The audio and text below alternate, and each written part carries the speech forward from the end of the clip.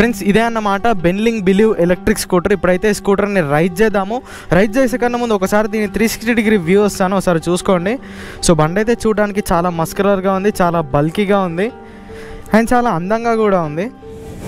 ఇక్కడ చూసుకోవచ్చు బిలీవ్ అనే వారి బ్రాండింగ్ని ఇక్కడ అందంగా ఇవ్వడం జరిగింది. సో స్కూటర్ సీట్ అయితే నాకు చాలా బాగా నచ్చింది. ఇది స్కూటర్ యొక్క కీ అన్నమాట. ఈ స్కూటర్తో పాటు మనకి కీలెస్ ఎంట్రీ కూడా లభిస్తుంది. సో దీన్ని యూజ్ చేసి స్కూటర్ని లాక్ అండ్ అన్లాక్ కూడా చేసుకోవచ్చు. ఇక్కడ చూసుకోవచ్చు వితౌట్ కీ స్కూటర్ని ఇలా అన్లాక్ చేశాను అండ్ ఈ బటన్ ప్రెస్ చేస్తే లాక్ అయిపోతుంది. సో ఈ స్కూటర్ కీని అయితే ఇక్కడ మనం ఇన్సర్ట్ చేసేద్దాము. ఇన్సర్ట్ చేసేసి ఇలా తిప్పితే మనకు డిస్ప్లే అనేది ఆన్ అవుతుంది. ఇప్పుడు మన రైడ్ని కూడా స్టార్ట్ చేసేద్దాము.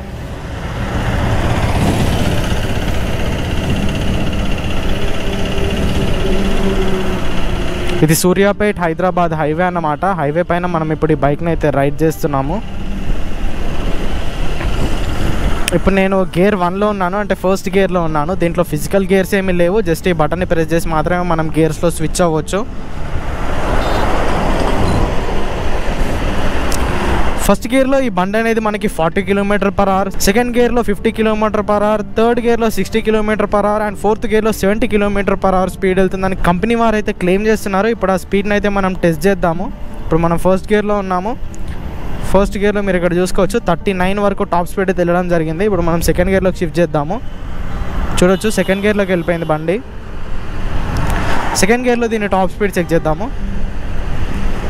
ఫస్ట్ గేర్లో 40, సెకండ్ గేర్లో 50 అని అన్నారు. 47 వరకు అయితే వెళ్ళింది.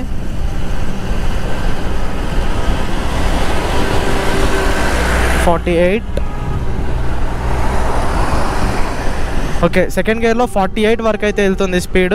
అండ్ ఇక హ్యాండ్లింగ్ గురించి మాట్లాడుకుంటే మీరు ఇక్కడ చూసుకోవచ్చు హ్యాండ్లింగ్ అనేది కొంచెం టైట్గా ఉంది. ఎందుకంటే ఈ బైక్ యొక్క కర్బ్ వెయిట్ 102 kgs, దీని బ్యాటరీ వెయిటే సుమారుగా 30 kgs ఇచ్చారు కాబట్టి హ్యాండ్లింగ్లో కొంచెం రఫ్గా ఉందని చెప్పుకోవచ్చు. ఈ బైక్ హ్యాండిల్ కొంచెం టైట్గా ఉంది. మరి ఇక్కడ హ్యాండిల్ దగ్గర ఇక్కడ ఒక నట్ అనేది ఉంటుంది, అది లూజ్ చేస్తే దీని హ్యాండిల్ ఇంకొంచెం లూజ్ అయ్యే ఛాన్స్ అయితే ఉంది. ఇప్పుడైతే దీని హ్యాండిల్ అయితే చాలా రఫ్గా ఉంది. ట్రాఫిక్ సిచ్యువేషన్లో మెన్యూవర్ చేసేటప్పుడు మనమైతే కొంచెం ఇష్యూని అయితే ఫేస్ చేయవచ్చు దీంట్లో. నేనైతే అది గమనించాను ఈ నా రైడ్ ఎక్స్పీరియన్స్లో. హ్యాండ్లింగ్ అయితే కొంచెం టైట్గా ఉంది. ఇప్పుడు దీన్ని థర్డ్ గేర్లో వేద్దాము. ఇక్కడ చూసుకోవచ్చు గేర్ 3లో వేసాను నేను. గేర్ 3లో 60 km/h టాప్ స్పీడ్ వెళ్తుందని క్లెయిమ్ చేశారు. ఇప్పుడు ఒకసారి చెక్ చేద్దాము.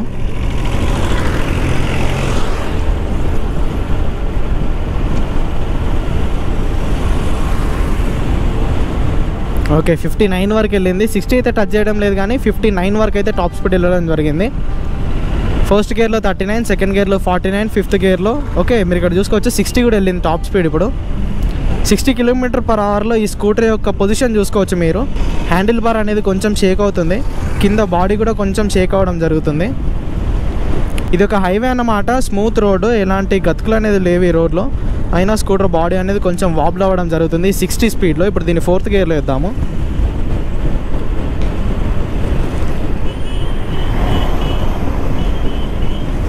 ఓకే, బండి అనేది ఫోర్త్ గేర్లో ఉంది. ఫోర్త్ గేర్లో 70 km/h టాప్ స్పీడ్ అనేది వెళ్ళాలి. మరి చెక్ చేద్దాము ఎంత వెళ్తుందో.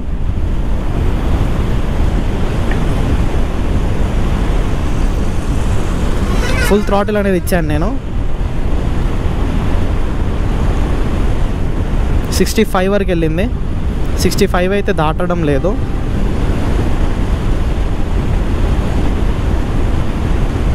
ఓకే, కంపెనీ వారు 70 చెప్పినప్పటికీ ఈ బైక్ అయితే ఎంత లాగినప్పటికీ 65 km/h టాప్ స్పీడ్ అయితే దాటడం లేదు రియల్ లైఫ్ కండిషన్స్లో. ఇది హ్యాండ్లింగ్ అయితే కొంచెం టైట్గా ఉంది ఫ్రెండ్స్. మీరు ఇక్కడ చూసుకోవచ్చు నేను మెనూవర్ చేద్దాం అనుకుంటే అస్సలు హ్యాండిల్ తిరగడం లేదు, చాలా టైట్గా ఉంది.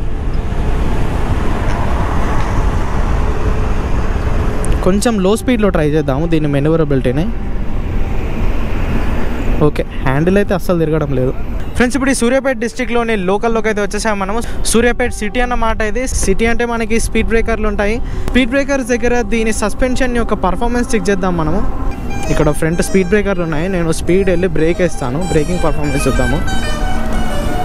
మీరు ఇక్కడ చూసుకోవచ్చు డిస్క్ బ్రేక్స్ ఇచ్చారు కాబట్టి వాటి పర్ఫార్మెన్స్ చాలా బాగుంది. మనం రేంజ్ గురించి మాట్లాడుకుంటున్నాము. దీంట్లో మీరు 40 km/h అంటే ఫస్ట్ గేర్లో వెళ్తే మాత్రం మీకు 120 km రేంజ్ అయితే కంపల్సరీ ఇస్తుంది.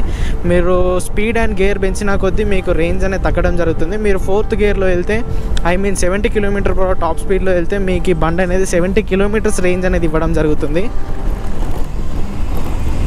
సో హ్యాండ్లింగ్ గురించి చెప్పాను కదా, సిటీలో మెన్యూవర్ చేసేటప్పుడు కొంచెం ఇబ్బంది అయితే అవ్వచ్చు. హ్యాండిల్ అయితే కొంచెం టైట్గా ఉంది.